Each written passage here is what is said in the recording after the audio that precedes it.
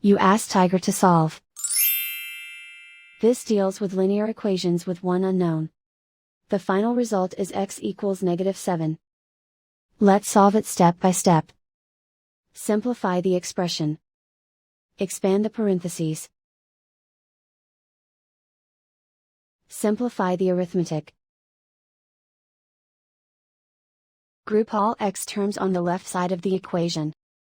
Subtract 7x from both sides. Group like terms. Simplify the arithmetic. Group like terms.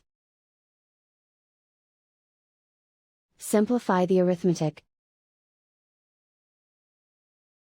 Group all constants on the right side of the equation. Add 7 to both sides.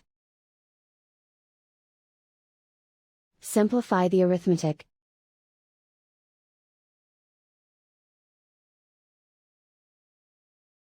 Isolate the x. Divide both sides by -9. Cancel out the negatives.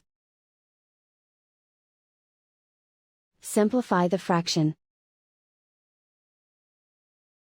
Move the negative sign from the denominator to the numerator. Find the greatest common factor of the numerator and denominator.